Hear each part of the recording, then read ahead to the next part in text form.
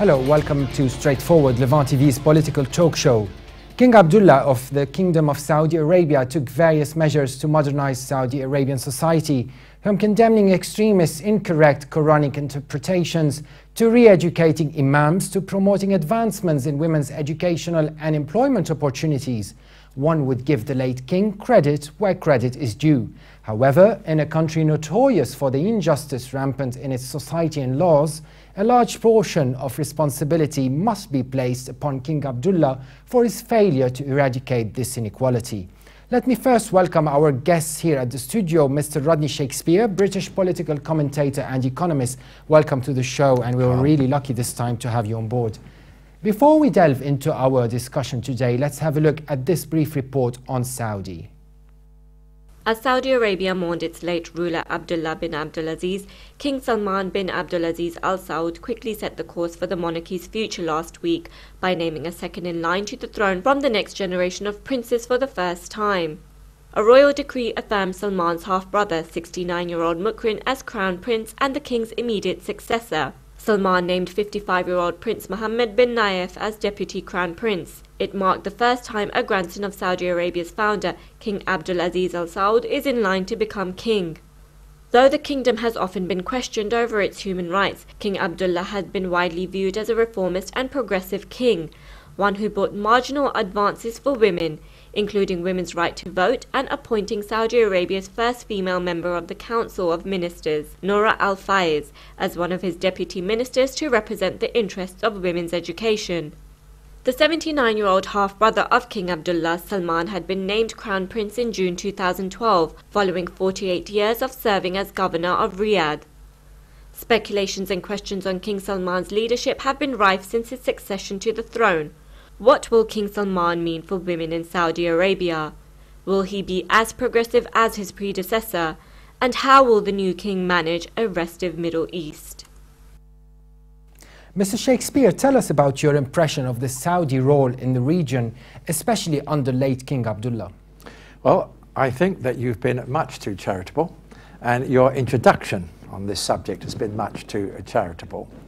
There have been a few tiny cosmetic changes, but the reality of Saudi Arabia, by the way, it means the kingdom of the Saud family, and it is not the kingdom of the Arabs. The reality it is that it is a medieval barbarism which has somehow managed to get transported into the 21st century only because of billions and billions of wealth. If you look at that family, there's about 10,000 of them in all now. They have added nothing to the positive side of the human race. They have added nothing in culture. You can't think of any play or poetry or music which comes out of the Saud family. They have offered and created nothing in technology. They have offered nothing in political development. They have huge industry in Saudi, though. The industry in Saudi is all of it imported from the West, and the direct result of having just billions coming from the oil. Inasmuch that there are some Saudi engineers, but they've been trained and created in the West, there's nothing original coming out of Saudi, and there's nothing original coming out of it in its politics. It's an absolute autocracy, and it uses one weapon, which is the weapon basically of the sword, to hack off the heads of anybody in the street. They'll do that to an Indonesian We'll get into mate. that, yes. They will use any method of violence to maintain an outdated medieval structure. Where do you see things going, especially following this impromptu visit of President Obama to Saudi this week? Well, there's going to be no difference between the new regime in Saudi Arabia and the old one. What is happening, though, that there are some potentially roiling, upsetting influences in the Middle East. And as soon as that happens, something which is so outdated as the Saudi monarchy may well start to come under pressure. I would point out that that pressure can come in the first place from the one thing that it creates, which is Daesh. which eventually is going to turn back on the Saudi monarchy. Why would it? Why would it turn back? Well, the nature of Daesh is that it is an ideology of supreme arrogance. It actually believes that anybody else except itself is subhuman, and that applies to fellow Muslims. And when you have such a belief like that, you end up not only killing others, but then fighting amongst yourselves. It was the case in Europe in the 17th century, where those who believed only in that they were right ended up fighting amongst themselves. So I prophesy that coming for Saudi Arabia. And do you think there would have been a time during his reign where King Abdullah would have seized an opportunity to make relations a bit better with Iran? Well, you see, all the time during his reign, he actually wanted, I quote, to cut off the head of the snake. And yet Iran has been putting out roughly every 2 years a message which says we are prepared to live with our neighbors, but the Saudis are not. Behind the Saudi regime is a colossal arrogance, a colossal intolerance, and they are going to do their best to destroy Iran, whatever they say in public. But could that be because Iran is an ideological threat to the Wahhabi ideology? Iran is not an ideological threat to anybody. It actually asks that it be respected politically in its independence, that it be respected culturally, and that it should not be attacked. But look at what is happening. You have the Americans and the British hand in hand with the Saudis and with the Israelis. And they're all of them into it together, and basically they want to destroy Iran. And that's what's really going on, and the Saudis are up to that no matter what they say. And now we are joined by Mr. Ali Ad-Dubaisi, Director of the European Saudi Organization for Human Rights, talking to us from Germany. Welcome to Straightforward. Mr. Ad-Dubaisi. Yes, hello there. What is the main obstacle, in your opinion, Mr. Ad-Dubaisi, that is stopping reform in Saudi Arabia? And what difference does it make to have a new ruler when it comes to reform? Yeah, actually, I think before we talking about reform, we have to thinking what the reform meaning to see, is it reform or another thing? I think there is, for example, some three important things. For example, economic failed, human rights failed, also the participation for citizens in any country. I think from these three things, we can measure if what's happening in Saudi Arabia is it reform or not. In my opinion, we cannot accepting any terms to describe the Saudi Arabia behavior for government. If they said reform, sometime they use it for hiding some important thing. For example, I can give you $10 for something, but your right actually is not $10. Your right is $100. But I give you this one to keep the silence for you. In Saudi Arabia, in King Abdullah period, around 10 years, there is something happening in Saudi Arabia, but we discover after that one is not for long reform. Actually is temporary reform to stop the demand from the people for higher things they needed to change in Saudi Arabia. For that, we cannot say it. I cannot accept what's happening in Saudi Arabia during Abdullah time as a reform things. Actually, is it another thing? We can measure that one, if is it actual or not actual. And as a Saudi opposition figure, what is your opinion? In your opinion, what is the biggest issue that needs to be tackled when it comes to reform in the kingdom? And do you think King Salman will cooperate with the secular elites in the country? Actually, I will back to you use one term in your question. You said my opposition. You said I am opposition. Unfortunately, in Saudi Arabia today, the human rights activists is classified as not only opposition, classified as terrorism. Today we have in Saudi Arabia some human rights defenders such as Walid Abu Khair, such as Hasm Group like Abdullah Al-Hamid, Muhammad Al-Qahtani, etc. in Saudi Arabia. The government used against these people the law for terrorism. And about our cases, we cannot working inside Saudi Arabia as a human rights active. Nobody can working today inside.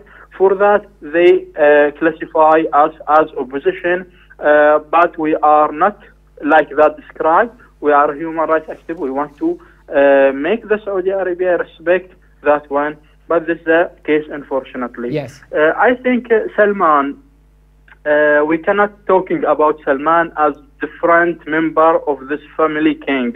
Salman, he is not a new one in this government. He spent more than 50 years, more than 60 years in this government, especially when he was for a long time as a prince for the capital Riyadh. For that, we cannot expect something is different if we're talking about religious citizens or non-religious citizens. For example, as you said in your question, we cannot expect a new thing from Salman. Ali, can I ask you one last question? Will you be able to travel freely to your country, to Saudi Arabia? No, actually, this one is not possible at all. They jail me 2 times in Saudi Arabia, and they try to send me to the jail as a 3rd time in 2013 April. But after that, I try to travel from Saudi Arabia to protect myself from arbitrary arrest as a 3rd time. Today, if I backed for Saudi Arabia, nobody will know what happened for me in the jail. When they arrest me 2 times before, they torture me, they said some charge for me against me is not right at all. For that now, not only me, there is more than, I think, let us say approximately 20 or 50, they applying as asylum seekers in Europe country or in US or around the world. The number for asylum for Saudi people is increasing last 2-3 years. This one of the evidence that Saudi Arabia is not a suitable country now for human rights active. Even in Abdullah time or in Salman, we don't expect some change. Thank you very much, Ali Ad-Dubaisi, Director of the European Saudi Organization for Human Rights, joined us from Germany. Many thanks for being on the show. Thank you. Mr. Shakespeare, you are a staunch advocate of Iran, its people, its culture, and in several articles you have decried the unilateral and unjustifiable pressures of the United States and its allies on Iran. Tell us more about this. Well, if I may quickly just comment on the previous thing, which is this. I do hope there'll be reform in Saudi Arabia, but please remember that Saudi Arabia is in fact in military occupation of Bahrain, and where even moderate reform was proposed, the Saudis moved to crush it because they cannot afford to have any reform, because if there is, the whole of their structure goes down. Now, in respect of Iran, Iran is most extraordinary. That in its revolution in 1953, it was going democratic. That was stopped by the West. In 1979, it became politically independent and culturally independent. And it does have its own democracy at the center. I was there just before the elections in 2009, and I can tell you that the actual final result was the actual result which we saw on the streets of Iran. They're very democratic people. They get, like the Bahrainis, they get a lot out on the streets for their democratic operations. And everything else you hear about Iran is a lot of lies which comes from the Zionist-controlled media. So we must uphold... Can you give us an example of this media? You don't have to name, but is that in England or in America or...? Well, I will name Sky News, I will name the BBC, I will name Fox News. But the BBC is perhaps I will name them. If you look at its record over a period of time, they are always playing the game of trying to deprecate denigrate Iran, because ultimately the BBC represents British foreign policy. And British people, hopefully. Well, within what is happening is that the alternative media, of which you are an example, sir, Levant TV and Press TV and IRIB and Russia Today, in a strange way, I'm not quite sure how, they are managing to get the message out. And so the image of Iran, which is actually the truth about Iran, is actually getting more positive. But it is still at risk of suffering, for example, a sudden military attack by Israel. The new King Salman already said Iran should not be allowed to build a nuclear weapon. That's quite a statement upon the visit of the American president. So where do you stand there? Well, you see, it's the same game. They are using this alleged issue of a nuclear weapon as just a stick to beat Iran, remembering that they can do this because of the Zionist control of the Western media. Why do we always blame it on the Zionists? Well, because there is an actual physical and financial control of the American media and the American political structure. That is why all the American politicians kowtow to what is a tiny, tiny percentage of the American population. But you see this all the time as they try to wipe out Iran. And they're ignoring, for example, does the king stand up and say Israel has got 400 atomic bombs and hydrogen bombs and biochemical weapons? Of course not. Does it mention 10,000 atomic weapons in the USA? Of course not. It just mentions something which doesn't actually exist. And now we would have recorded an interview with Mr. Rami Khouri from Beirut. So let's see what he had to say. And now let we welcome Rami Khouri, director of the Sam Faris Institute for Public Policy and International Affairs, joining us over the phone from Beirut. Welcome to Straightforward on Levant TV. Thank you. Mr. Khouri, in a very recent article, you write, quote, "The traditional Saudi style of discreet action and indirect intervention in regional issues is unlikely to succeed in the turbulent new regional conditions." First, tell us briefly about the discreet Saudi actions and indirect regional interventions, and why do you argue that they are unlikely to succeed nowadays? Well, the region has changed a lot in the last 15, 20 years or so. Historically, in the last maybe 60, 80 years, Saudi Arabia was often involved all around the region, but it was always doing so discreetly and quietly and behind the scenes, sometimes with the money, sometimes with its religious credibility, sometimes with its political muscle, different techniques that it used, but it was always done quietly and not too much out in the public. That doesn't work anymore because the situation around the whole region has changed, and there's countries that are fractured and falling apart, and there's civil wars, there's terrorism, refugee flows, and many, many countries around the region and internationally are intervening directly, militarily, and in other ways in many countries around the region. So Saudi Arabia really has to follow that pattern, I think, in order to have any impact, and it's started to do so already in terms of some of its aid to the Syrian rebels or some of its army to Bahrain, and things like that. And when it comes to Lebanon, where you are from and where you are based, basically, how is King Salman's ascension to the throne going to affect relations when it comes to getting a president into Baghdad, and more especially when it comes to the relation with the future movement leader, Saad al-Hariri? Well, the expectation is that there won't be any significant change, at least not anytime soon. The Saudis tend to have a pretty consistent policy in most places. Once they make a decision on the policy course, they tend to stick with it. So we don't expect any major changes at all. There may be some discussions here and there. The Saudis have been supporting the future movement, Saad Hariri's group, in their confrontation with Hezbollah and other groups. But now those two sides, Hezbollah and the future, are actually in a intense dialogue and talking about issues, trying to find a consensus.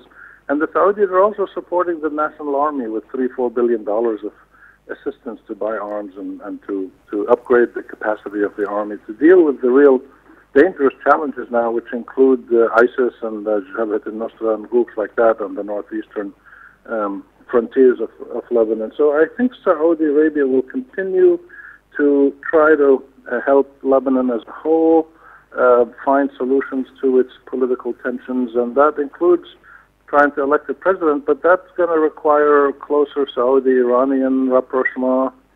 Some kind of agreement between the Iranians and the Saudis seems pretty essential to resolving the presidential issue. The Lebanese themselves have been totally unable to do it on their own, and this is one of the problems of the Lebanese political system, that it is so directly linked to external powers that it often becomes paralyzed, and that's how we are now. And how is King Salman looking at the rapprochement between Hezbollah and the future movement? He hasn't really spoken about it, so I honestly couldn't tell you much about his personal views. But, you know, in Saudi Arabia, these personal views, I think, matter less than they do in other places, because the consensus that has to be achieved in order to pursue a certain policy by the Saudi government and leadership is a consensus that emerges out of long discussions and many consultations and meetings among mostly people in the royal family, with a few outsiders. And once the decision is made, it tends to be a consistent policy for the government. And personality differences don't quite have the same impact in Saudi Arabia, I don't think, as they do in some other countries, like, for instance, Lebanon, say, or Egypt, maybe. Mr. So I would anticipate that the policy of the Saudis would be pretty steady for the time being. Mr. Khouri, just before I let you leave, as a top regional expert and fellow who is often in the United States, can you tell us how different things are in Lebanon where it comes to freedom of expression, be it in the media or in public protests, etc.? We've seen on social media a lot of stereotyping of the Middle East as a place where one gets lashed for, or even beheaded for practicing his own or her own basic rights for freedom of expression. What do you have to say about that, especially about Lebanon? Can you educate us a little bit about that briefly before you leave us? I think Lebanon has probably the greatest amount of freedom of expression in the Arab world, without doubt. There's no other Arab country that is as open and as free as Lebanon is. And this is one of the hallmarks of Lebanon. It's a society that does not have a very strong and violent central government. And that's why there's been no uprising here, no revolution like in some other Arab countries. The central government is limited in its capacity, and power is diffused and decentralized among many groups within the country, like Hezbollah and the Future Movement and the Druze and the other groups and Michel Aoun. And so this power is very decentralized, and that allows a large amount of freedom to pertain, because it means that everybody has to be able to make their views known, and that's why the Lebanese press, for instance, is so lively and so dramatic sometimes. So I would say freedom of expression is not really an issue.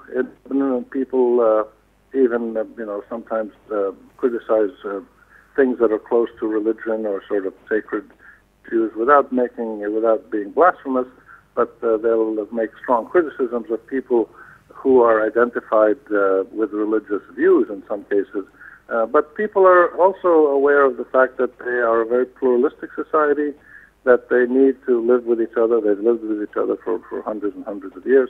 And therefore, they kind of draw a certain line instinctively that they don't want to cross. They don't want to kind of insult or make fun of other people, but they criticize them very strongly. Rami Khouri, journalist and editor, and surely highly regarded public speaker, many thanks for being with us on the show today. Thank you. My pleasure. Thanks for having me. Thanks. And now let's welcome Professor Jim Fetzer, philosopher of science, joining us via Skype from Wisconsin in the United States. Professor Fetzer, what do you think of President Obama's decision to change plans last minute and go to meet the new Saudi king? Well, I think that's a rather fascinating development. We have a problem here, of course, because the new king is going to take a more aggressive role in the Middle East, which I think is going to reveal how backward are the views of the kingdom. I think this is going to, in short order, disillusion a lot of Americans about the role of Saudi Arabia and U.S. relations with both Saudi Arabia and Israel, I certainly hope.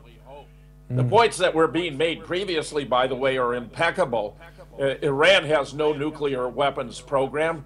All 16 U.S. intelligence agencies arrived at the conclusion Iran was not pursuing a nuclear weapons program in 2007, a conclusion they reaffirmed in 2011, which means that U.S. foreign policy has been at odds with our own best estimates from our own intelligence agencies this whole period of time. Yes, and do you think there could be a shift in U.S. relations with Saudi if the latter didn't do its best to help Obama attain this nuclear deal with Iran before his time at the White House is over?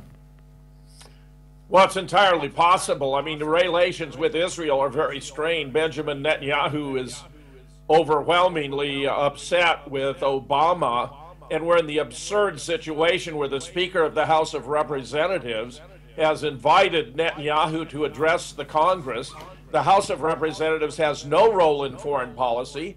Under the Constitution, that's delegated to the Senate, where the President controls foreign policy with the advice and consent of the Senate.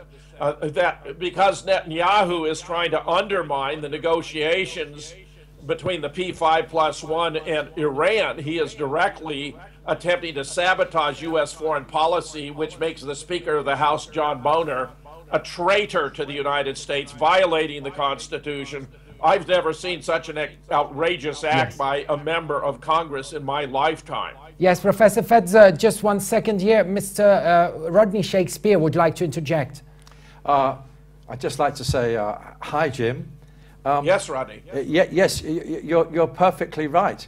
The situation is absolutely outrageous, and it is all ultimately about Israel and treachery by your Senate leader, Boehner, who, how dare he invite Netanyahu, who is the biggest aggressor in the world, how dare he invite him to speak to the American Congress without even in asking permission of his president. It just shows you how the Zionists actually control American politics.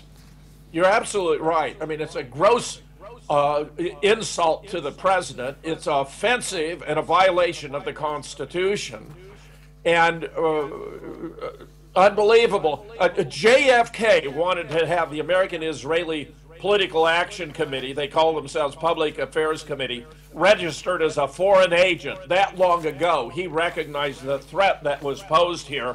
Lyndon Johnson, of course, after participating in the removal of his predecessor for office, abandoned any such thoughts and went forward. Also with the Vietnam War, which JFK was, where JFK was going to withdraw our troops, and a host of other issues that have been manifestly damaging to the United States and altered its history for the worse permanently, it would appear. And stay with us, Professor Fedza. Let's just go to a question where you or Mr. Shakespeare would like to answer. A US official said on board Air Force One that the new king signaled continuity when it comes to energy cooperation with the US, and they discussed with Obama the stability of the oil market, but not current low oil prices. Now, what do you have to say about the compromise that Saudi Arabia may have been doing for a while now when it comes to keeping the oil prices down so as to indirectly affect Russia, especially as a form of indirect sanction when it comes to its policy in Ukraine? Well, this oil thing appears to have backfired. Apparently, the CIA director Brenner convinced the Saudis, probably Prince Bandar, also known as Bandar Bush, that they should frack old oil wells, which led to an enormous glut of oil. They have to use it or lose it because the salt water used for fracking will contaminate it. It's driven the oil prices down, but that's going to affect Western oil companies probably more even than Russia and China. So I think it's backfiring. We haven't seen oil prices this low.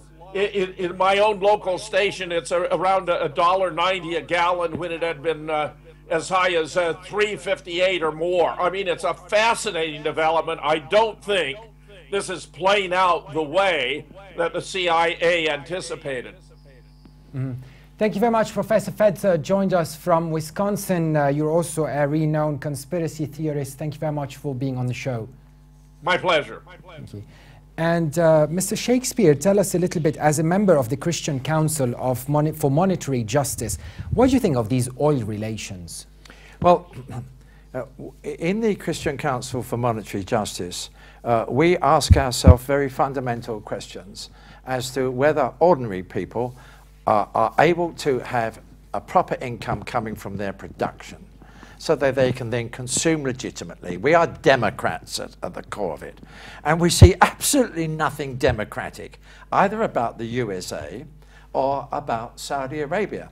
In the USA, the rich-poor division is now horrific. Middle-class incomes have been going backwards for about 22 or 23 years. And we know that the true unemployment is around about 23% and double that for young people. As regards Saudi Arabia, it is an absolutely preposterous situation with people having billions and billions, and yet you have a substantial percentage, around about 40%, who in fact are very, very poor indeed. The Christian Council for Monetary Justice stands for none of this. We are democrats, sir, and we would use the monetary supply to forward a market economy which involves everybody over time. So we're democrats, and we abhor the American position and the American politics and the American economics, and we do the same for Saudi Arabia. And do you think there could be a change when it comes to these relations, especially now? For how long is Saudi Arabia willing to keep the oil prices down, just because? Well, it's a very interesting question, because going back to Professor Fetzer, I get the feeling now that the situation is getting out of control. On the one hand, the lowered oil prices is a result of the global economy being pulled back, and they don't know what to do, and what they're doing is making it worse. Now, some argue that Saudi Arabia needs reform, while others believe that the monarchy needs a revolution, even similar to what happened in Iran previously. So where do you stand on this? First of all, you can't have a reform on any scale in Saudi Arabia without effective a revolution. But there are things within Saudi Arabia to which we should notice. And one is, in fact, the quiet but very solid advance in the understanding of the women of Saudi Arabia. They are making progress in what we'll call the world of work and jobs. They're still totally suppressed. But the future of Saudi Arabia is probably going to be decided more than anything else by the views and the quiet actions of the women as they start to make their potential power felt. Now we are joined by writer and commentator John White, joining us from Edinburgh. Welcome to Straightforward. My pleasure. Thank you for having me. In a recent article in the Huffington Post, you say, quote, Britain's ongoing relationship with this vile regime is an insult to the very words decency and democracy, unquote. Well, that's quite a statement. Tell us more about this. Well, the reaction to the death of King Abdullah on the part of Western governments and political leaders has been nothing short of grotesque. And in Britain it's been particularly grotesque when you think that the British political establishment decided to fly the flags that fly over Downing Street, which is the seat of government, the Prime Minister's official residence in London, fly that flag at half-mast, the flag over Westminster Abbey at half-mast, and the flag over the Queen's main official residence in the UK, Buckingham Palace, at half-mast. But Mr. White, this is about protocols, especially that the deceased is a monarch. Yeah, indeed. But something called principles and decency must come into the equation at some point, surely. This is an absolutist monarch, and in the same week that we were flying flags at half-mast in the UK in tribute to this man, a Burmese woman, was butchered in the streets of Mecca, and Raf Zadawi is still facing 1,000 lashes. This is undoubtedly a barbaric regime, and the fact that Britain has such close ties to this regime completely exposes the fact that what they call hypocrisy in the UK is in fact double standards and organised hypocrisy. Yes, and recently also you said Saudi Arabia is a country crying out for revolution. Now, is it revolution or reform that the country is crying out for? Well, I think the Wahhabism is so entrenched in Saudi Arabia, in its system, in its governance, in its jurisprudence, that nothing short of a revolution will do. If you consider the role of Saudi Arabia in fomenting radicalism and the kind of barbarism we're seeing taking place in Syria and Iraq right now, I don't think reform would do. And I think Saudi Arabia is a kernel of much of the instability in the region and has been for decades, with its focus on isolating Iran, its focus of a Sunni domination across the region. And so I think it would have to be a revolution. And you know, such a revolution would have to encompass the other Gulf states, because without fundamental root and branch change in that part of the world, in those societies, with those regimes, then it will continue. This instability, the West's ability to co-opt these regimes in order to project its own hegemonic agenda in the region, these are the major sources of instability in the Middle East, throughout the Arab and Muslim world. And as I say, I cannot see anything other than a revolution being capable of changing that in any meaningful way. Yes. And as we wait for Frayus to get ready for Skype, tell us a little bit about why you argue Saudi has played a major role in destabilizing the Middle East and supporting the ongoing attempt to destroy Syria. Well, there's a number of concentric struggles taking place in the Middle East at present. There's a struggle for Sunni radicalism, which is intent, which believes that Shia Islam is heresy, and Shiites are polytheists, and that they should be killed and destroyed, and they should have no influence anywhere in the region at all. So this drives Saudi's policy towards Iran, which has been tantamount to a Cold War over the last few decades, since the Iranian Revolution, the Islamic Revolution in Iran, 1979. So this has driven that policy. Then we have the wider geopolitical struggle with the US and its allies in the West trying to maintain global hegemony in the Middle East, the key front line in that struggle at present, and has been for a number of years. And with the emergence of Russia and China as a counterweight, with a struggle over the continuance of unipolarity led from Washington, or a multipolar alternative, which would be much better for people of the developing world and the people of that region. So these are the ongoing struggles, and within that region, Syria, Hezbollah in Lebanon and Iran constitute an axis of resistance. Yes. If you could Saudi Arabia is a major strategic ally, strategic asset of the West. Yes. So this is why Syria has played such a key role in everything that's going on in the region in an aggressive way.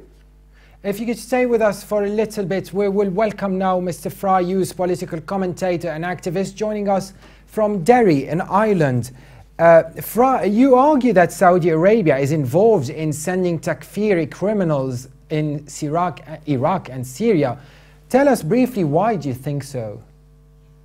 Well, it just appears that there is definitely a groundswell of people being sent from Saudi Arabia to Syria on behalf of America, Israel, Britain and NATO, in order to destabilize Syria, in order to kind of promote regime change. When you see ISIS and we see ISIL, and you see the kind of Sharia laws and the Takfiri people involved in that, and the Wahhabis, all the people involved in this kind of ethnic cleansing of both the Shia population of Syria and Iraq, but also they're being used and funded and trained and financed by Saudi Arabia. So if you see the beheadings, it's a perfect example. You can see that there's already been 3 beheadings this week under the new king in Saudi Arabia. So it just that's kind of where their fundamental religious abnormalities come from. It's based on the Saudi model, which is an undemocratic totalitarian monarchy. Yes, Fra, before we get back to you, let me just quote you saying that Saudi is a totalitarian state. Now, Mr. John White, do you agree? Absolutely, 100%. Why so? Well, it's self-evident. There is no room for dissent. Torture is commonplace. Saudi Arabia has been engaged in murder in democracy, not only in its own country, but also across the border, across the causeway in Bahrain. The level of public beheadings, as Fra has just articulated, is on a par with ISIS. 83 last year. Already, I think we have 13 this year, in January alone. So it's self-evident that this is a totalitarian regime. What we would describe as freedom, free expression, free press. Women are treated as chattel. Minorities are treated as chattel. This is a totalitarian regime. I would consider it the most barbaric regime in the world today, bar none. Yes, and thank you very much, Mr. John White, for joining us today from Edinburgh. Thank you very much indeed. Thank you.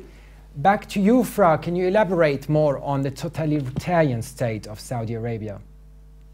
Yes, well, as John had alluded there, I mean, there are no civil liberties and civil rights for many people living under this corrupt monarchy set up by Britain many years ago.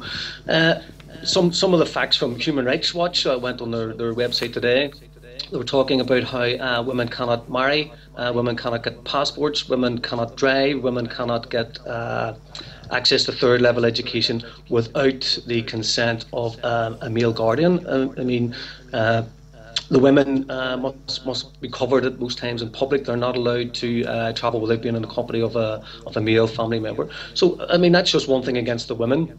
Yes. And then there's the human rights activist who's being flogged 50 times a week, every week, for the next 20 weeks. Our guest here, Mr. Rodney Shakespeare, would perhaps like to add something on that. Well, I do congratulate both guests on their clear analysis, and it's utterly grotesque that we should be kowtowing on the death of a gruesome monarch. I would like to ask just one point to Fra as to how he sees one of the possibilities in the future, which is, does he think that at some stage the Americans and the British might come to realize that their long-term interests are not in the preservation of this gruesome, barbaric regime, and that they might decide to take some steps to remove it? If so, it would be up to the regime to get out now whilst they have a chance. What do they think? Fra? Yes, well, sorry, I had to smile. I think it's a fantastic question. I think it's very good to raise it. I think there'd be no eureka moment. There'd be no waking up and having the coffee and coming to their senses. If you imagine that America is the new imperialist state in the world, which is trying to recreate the world in its image, very much as the British Empire did in the 18th, 19th, 20th century. What we have are imperialists who use violence, military intervention. They use puppet regimes in order to asset strip, steal the resources from another sovereign nation, and basically to enslave or otherwise downtrod the population of foreign countries. The British Empire ruled something like 20% of the world's population in the early 20th century. They never willingly left any country, including Ireland, which they still occupy today in the north. They never willingly woke up one morning and said, we have no moral right, we have no legal right, we have no right to be in these countries, and we'll leave. So to answer your question, there is not a chance in hell that America or Britain will suddenly wake up and say to the Saudi regime, what you're doing is barbaric, it's time to go. The Saudi regime suits the imperialist agenda in the Middle East of divide and conquer, of having Sunni and Shia kill each other. Every dead Arab is one less for Israel and the West to worry about. I believe there's a coming war against Islam.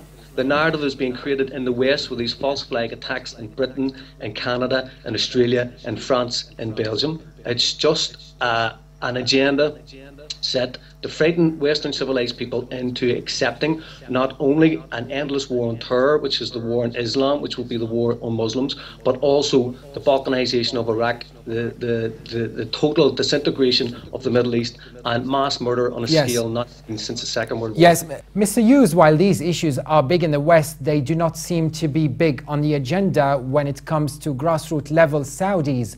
Is it always valid to look at things from a liberal Western perspective? Well, I would just actually, I would flag up the duplicity of the West when it comes to human rights. You see, they go into places like Afghanistan and say they're bringing civil liberties, religious freedom, they are freeing the people from an oppressive regime. And yet on the other hand, they are totally standing by an oppressive regime that is in Saudi Arabia that probably has worse laws under the Saudi monarchy than perhaps the Afghans had under the Taliban. So when I talk about civil rights, I do mean genuine civil rights, but we have to look at the hypocrisy and the duplicity of how the West treats the Charlie Hebdo incident and the flogging of this young human rights Saudi dissident. Let me repeat the same question to Mr. Shakespeare here. Don't you find it a bit, excuse my term, maybe colonizing, that you view all Arab problems or Middle Eastern problems from Western perspectives? Oh, indeed. This is indeed the problem. In Saudi Arabia, the Wahhabi also view their world, they view everybody else as being subhuman. And it is a problem that you don't have people who can actually accept the existence of others in a straightforward way and admit and allow that they have equal rights to existence and equal rights in the same way what we would want. Yes, Friar is perfectly right. This is something we have to go forward. And I would just point out that in respect of the Saudis, everything in their psychology and in their practice is out of date, and increasingly the world is waking up to the fact that they are cruel, intolerant, vicious, they are Wahhabi, and they disgust all decent people. Friar Hughes, thank you very much for joining us today at short notice from Derry. Always a pleasure talking to you. Thank you. Salam. And Mr. Shakespeare, what's your final say? Well, it is this, that for reasons to do with an outdated sense of their long-term interests, and the British interest is the same as the Americans, and to the fact that their politics are controlled by Zionism, and that Saudi Arabia, whatever it says, actually tolerates, and well, it tolerates the expansion of Israel. The result is that you have a structure, Saudi Arabia, basically Israel, USA and UK, who are suppressing democracy, and they're doing it with the object of suppress democracy in Saudi Arabia, in Bahrain, throughout the Middle East, so as to allow the expansion of the Zionist entity. That's the reality, but we must hope that the understanding and the meaning of it is getting increasingly clear, and that there's going to be a revolt in the Western populations against it. And as this episode comes to an end, let me thank our guests, which we do respect their opinion, of course. Over the phone from Germany, Ali Ad-Dubaisi, Director of European Saudi Organization for Human Rights, and Mr. Rami Khouri, Editor and Director of the Issam Faris Institute at the American University of Beirut. Professor James Fetzer, Philosopher of Science, joined us from Wisconsin in the US. Friar Hughes, political commentator and anti-Israel activist. John White, writer and commentator, joined us from Edinburgh. And of course, our guest here at the studio, Professor Rodney Shakespeare, renowned political commentator and visiting professor of binary economics at Trisakti University in Jakarta, Indonesia, and co-founder of the Global Justice Movement. Thank you very much for coming today. Stay tuned, and we'll be with you again soon for some more discussions on Straightforward.